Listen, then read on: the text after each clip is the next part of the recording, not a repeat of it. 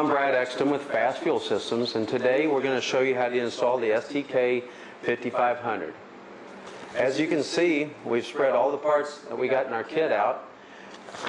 That way we can do an inventory to make sure that they balance with the parts listed in the installation manual. For example, we have our sump here, we have our sump clamps, our draw tube, our convoluted tubing here, our bulkhead fitting, and the nuts and the O-rings, the push lock fittings, to the bolts, to the studs, to the nylon washers. We just want to confirm that we do have everything before we start this manual, or this installation of this manual. The next step would be to read and understand and get familiar with what we're actually doing here. Now, as you went through your instruction manual and confirmed that you have all the parts, now what we're going to go through are the tools that's needed. This is what we prefer to put this assembly in. A drill, first of all, a 2 3/4 inch hole saw, a 1 3/8 inch hole saw. That's for your bulkhead fitting. This is for your sump.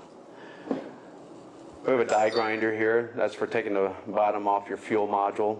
And as you can see, the center of our wrench is missing, but that was done on purpose. We cut it in half, took some out, and we're going to use we're going to use a box end wrench. You can use either end, but it's a 1 3/4 inch. We cut it down so we could get inside the tank and tighten the bulkhead nut up.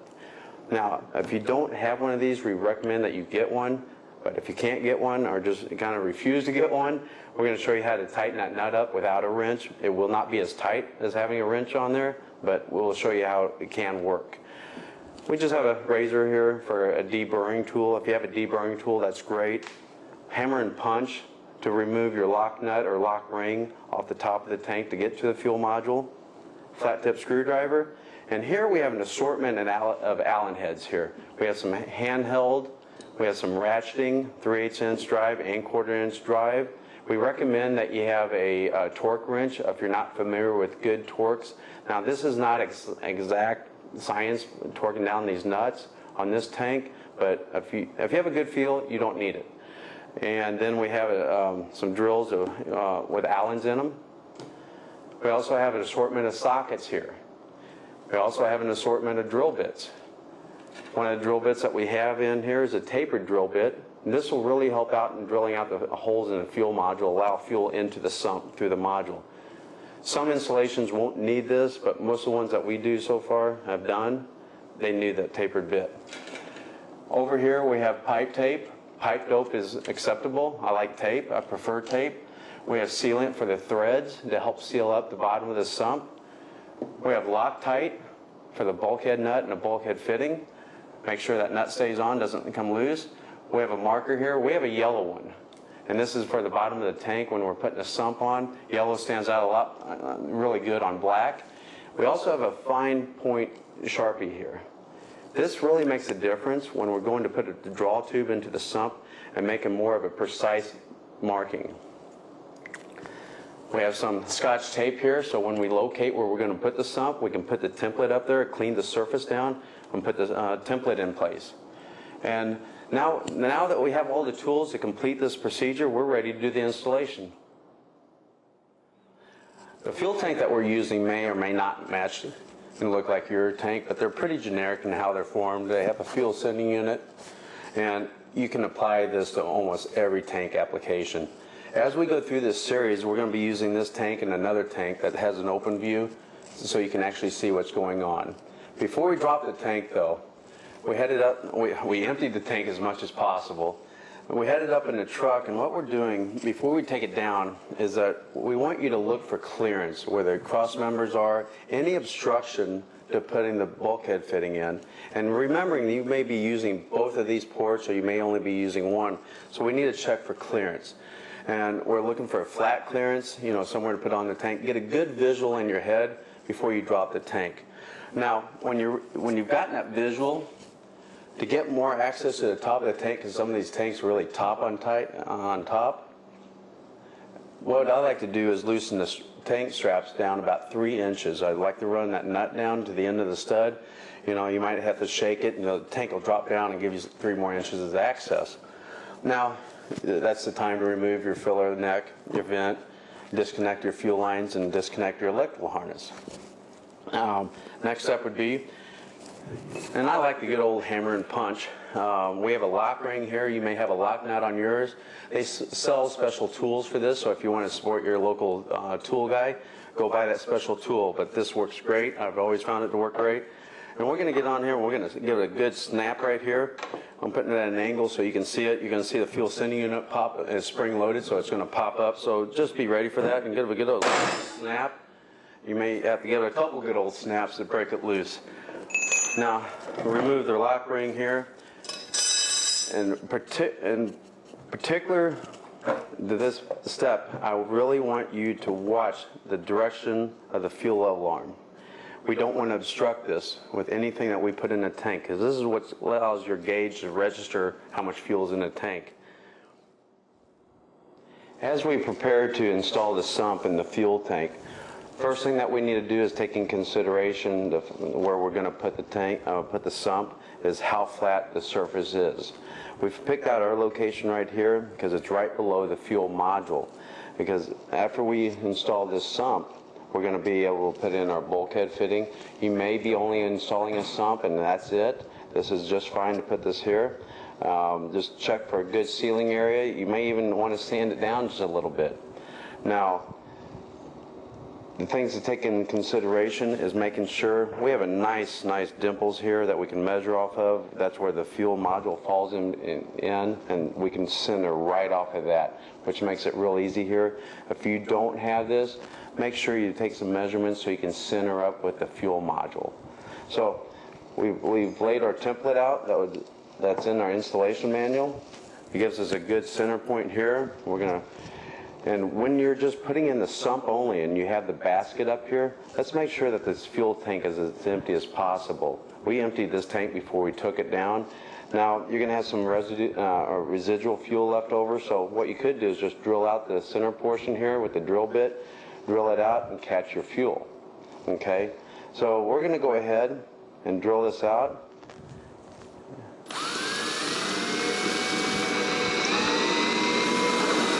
I'm going to get the pilot hole drilled, and then I'm just going to take the template off so I'm not throwing paper everywhere. And let's just realign the hole here, and let's go ahead and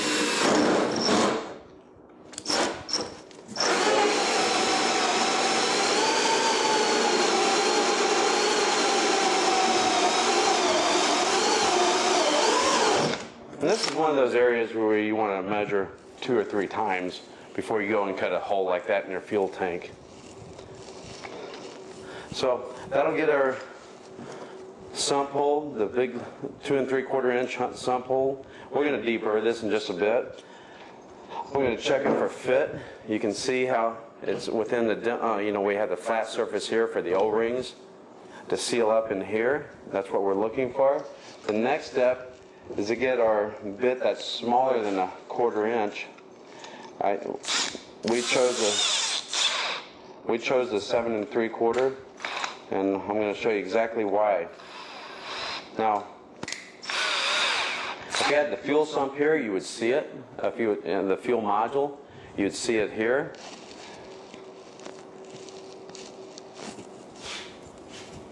Now, if you're doing the sump only to where you're going to have a fuel line running out of here, make sure that you have the direction of the port aiming the way that you want. I like mine to aim towards the frame and towards the rear. Okay, so that way I can run the line out and tuck it up in a way so there's less chance of it catching. So I'm going to place it about right there.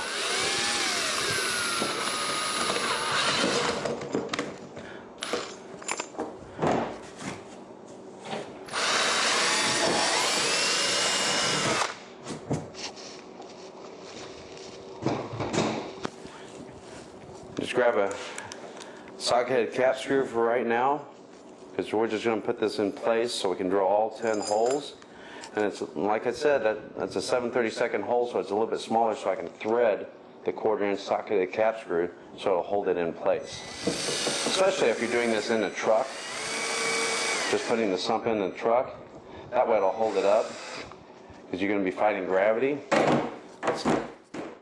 Okay, we drilled our 2 smaller holes that will hold and allow us to thread in the 1/4 inch socket cap screws. Now we have a 1/4 inch bit. What we're going to do, since everything's locked in place, we're just going to go around and drill out all the other 8 holes.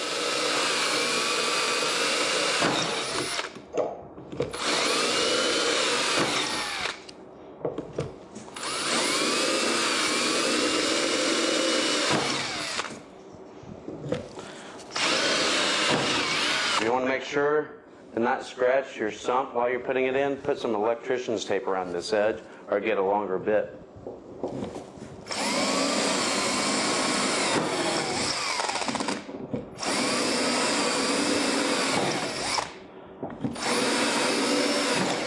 Now what I'm going to do real quick, so I don't have to hunt for the 2 holes that are smaller, I'm going to put a little mark by them.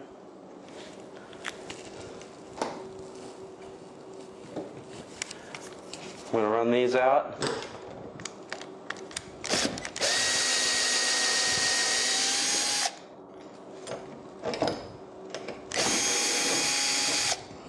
Okay.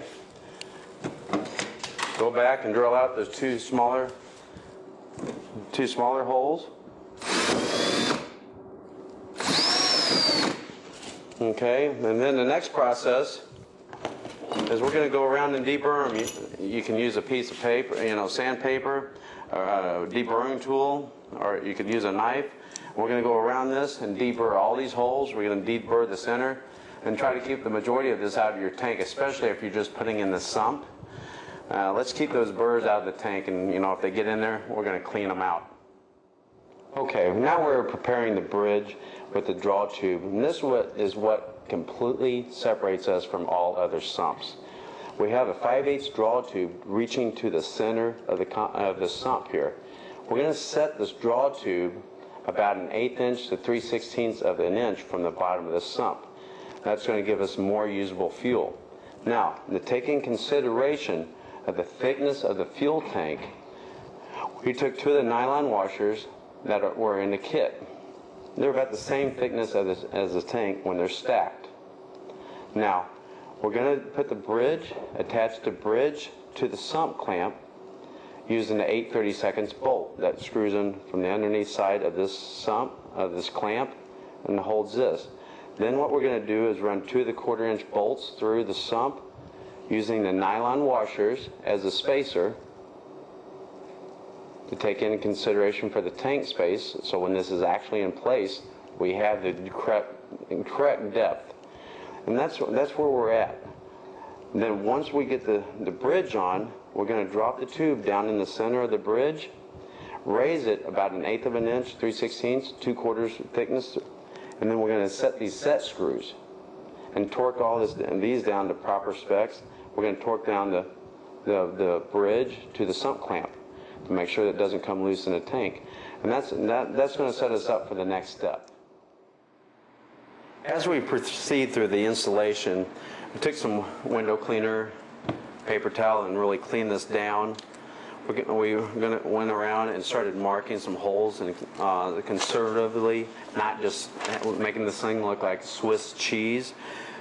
While we marked the holes, we looked for obstruction on the other side to make sure we have a clean passage going through, not going into any structural features of this basket.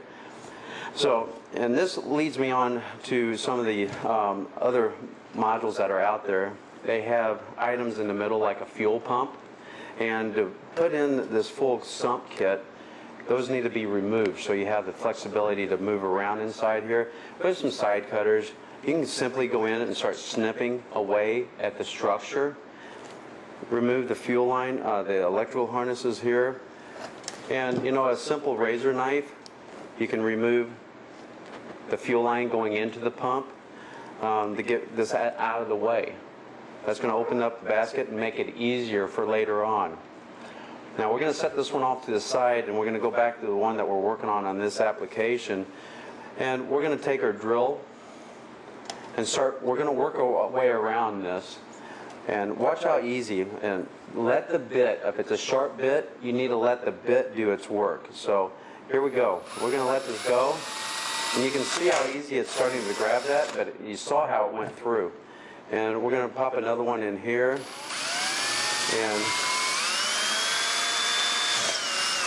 you know what? I'm going to go ahead and we're going to pop one in here also. Remember,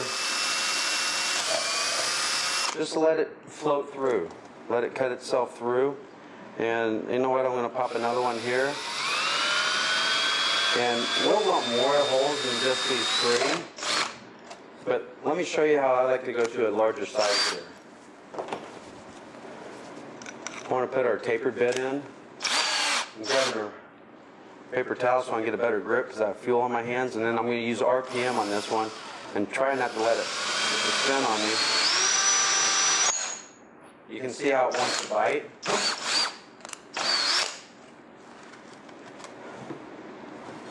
Go back with the few holes that we already have. And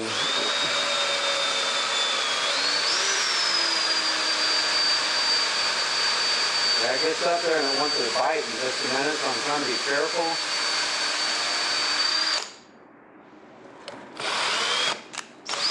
It'd be nice if I had a bit turn in the right direction. It almost worked better going the wrong direction.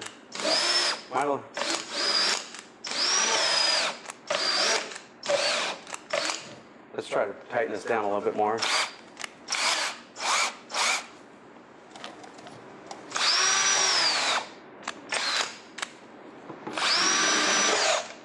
You can see how it's wanting to bite. And it wants to go through. Now what we're going to do is we're going to go and deburr all these holes and drill them all the way around, and that'll prepare us for the next step. All right, as we can complete the conclusion of preparing the basket, you can see that we have our holes drilled and we've done some of the deburring. You can see some of the mistakes here where the hole cracked a little bit right there and right there. And that's exactly, again, why you don't want to be drilling the top. Now what we're going to do is cut the bottom portion of this basket off. I'm going to go about a 3/8 of an inch from the bottom and just start trimming along here, and here we go. As you can see, we cut the side of this fuel tank out just for a visual observance on your end so you can see what's going on inside the tank. You know, you're going to be doing visual comparisons to what we're going to be showing through this hole, but so you can get the idea down, we cut this out. And what we're doing is we're preparing the bulkhead fitting. In our situation, we're using a full fast system that uses the suction and the return. And we use the push lock fitting that is a 1/2 inch for the 1/2 inch line. And we've thread taped here. We've gone ahead and torqued these fittings down, gotten them ready. You may only be using one of the ports, the suction port. So if that's all you're using, go ahead and use the 1/2 inch plug that came in your kit and torque it down, put it in there. Now that we've prepared this fitting, we've chosen the flattest spot on this tank, which is right here, right around here, and we chose this spot just because it has nice, good clearance for the fuel line to enter and exit the bulkhead fitting.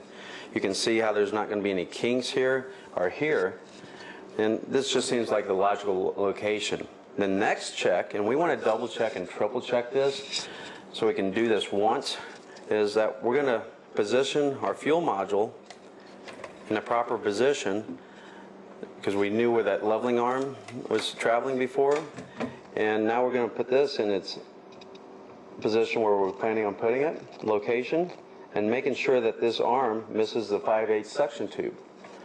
And to even double check that, we can flip it over, put it in the ideal area where we're going to put it, and we can see that there's several inches between these two locations. And then we're going to triple check it. I'm going to put the fuel module back in its original position inside the tank. And you're going to have to look down in through here. We're going to cheat and do it from the side so you can see. Position this back over and draw an imaginary line from this tube, this straight tube, down into the tank over to here. And you can see it's probably going to be over about 1 inch to 2 inches from the tip of my finger. So there's plenty of room here. And that's what we're looking for. Now, the other thing that we're looking for when we take this expensive module out so we don't get debris in it when we're drilling, the other clearance items are see if there's any baffles in here that you may have to trim away. You may have to trim away some skirting on the tank also. We've done that in certain applications. It's usually real easy. It's plastic, stuff that you can just cut. So now that we have our location, we're going to take our Sharpie, and we have a lot of room here, so there's no exact precise placement of this bulkhead fitting. Some tanks there are, so get out your tape measure and start doing it that way if you have one of those tanks. But we're going to mark this. We're going to get our tools, put our lid on our Sharpie so we can use it again later. We're going to take this cup. You could take a rag, you can take whatever, and we're going to cheat here and go through the sides so you can see what we're doing. And we're going to catch the debris with this cup. We'll put our hole saw on the mark that we made earlier, and we're going to start drilling. Now that we just finished preparing the fuel module, we're ready to go back over to the bulkhead fitting. As you can see, we've taken and attached a convoluted tube to the bottom side of the bulkhead fitting using the clamp. On the other end of the convoluted tube, we've attached our draw tube and bridge assembly using, again, the clamp and torquing it down. Now we're ready to install the fuel module, being very careful with the arm here, not to bend it and mess it up. We're going to slip it down in here, like so. Once that's down in there, you can reach in and grab your convoluted tube, and you're going to insert that right through the center of the fuel module. And we're going to aim it out the bottom of the tank, and we're going to go to the bottom side of the fuel tank. Now, on the bottom side of the fuel tank, we're going to be using our clamp and our 8/32 socket cap screw. Now you can see that we already have our Allens in here, and if you use this Allen head stud, there's an Allen wrench right in it where you can put an Allen in the end of the stud, and this is going to be very useful later on. Now you would be doing this assembly from the bottom side of the tank. I'm going to do it from the top side. Be patient, take your time here, and we're going to attach the bridge to this sump clamp using that 8/32 like so. And it might not hurt to put a little bit of Loctite there so you can ensure that it doesn't come loose at a later date, but torque it down properly. I suggest using a ratchet after you buzz it down just to check the torque. And then you would reach up underneath, you would slip the studs into their aluminum holes and pull it down just like that. Okay, now we're going to flip the tank so you can see what, well, you know what, before we flip the tank, I'm going to show you. We've taken our O-rings and already put them into place, and you can see that we've used grease. That's one preparation that we've done. The other one is that we've taken and put the nylon washers onto the 1/4-inch socketed cap screws. And another thing that we would do, we're not going to do it on the video, is we're going to use silicone on these threads to help give us added insurance that this does not leak. If you're having a problem with aligning these clamps, you can go ahead and slip them over the studs. As you see, we've taken the sump that had the O-rings in it, and we had the grease on the O-rings so it would hold it in place, and we slid the sump over the 4 studs that we had here, well, the 2 studs here and the 2 studs here, slid the pump over, and before we torqued and tightened and snugged up these socketed cap screws, we put sealant to help give us added insurance. We went around and we snugged it up, made sure to bring the sump and the tank, the sump clamps on the other side, to bring them together evenly. Be very careful not to over torque here, because these nylon washers are easy to crack, and we're only looking for about 30 to 40 ounce-inches of torque. But we went around numerous times to make sure that they're all even. And what I'm going to do is I'm going to go ahead and finish up. I'm going to pull this stud out with the Allen head, and I'm going to put the socket cap screw in and make sure that they're all torqued down properly. As you can see, we're back with the original fuel tank, and we've sealed everything up, we've tightened everything, made sure everything's good to go. And we also went ahead and put 5 gallons of fuel in it. That way we could check for any leaks while it's out of the truck. If there is, we could go back and fix it. A lot easier before, fixing it when it's out of the truck. And what we're going to do is we have the fuel nozzle back in place. We're going to put the O-ring back in place. We made sure that the surface area for the O-ring is nice and clean so it won't leak. You may have a seal area, not an O-ring. Go ahead and put that back in place. We have a lock ring. You may have a lock nut. We're going to put this back in place. Put that down to the original position. Get that lock ring in place, and we're going to tap it around. A few good hits, and it's in place. The next thing to do, you may want to do this down here, or when it's up in the truck. I've always found it easier to connect the fuel lines when it's down below. You may have to jack it up. It depends on where you're at in your application. But make sure to oil the brass here, on here, and in here. That'll make it a lot easier to slide this on. Now you want to go ahead and put this up in the truck in the reverse order of how you took it down, making sure all the lines are secure, bolts are tight. Just double check and put your, your filler neck, your vent. Just make sure all that is nice and good. We don't want any issues down the road. Now that concludes the installation of our sump. We hope these videos helped out. If you have any more questions, feel free to give your Fast dealer a call or give our Fast technical department a call. They're here to help you out. We thank you very much for your business. You have a great day.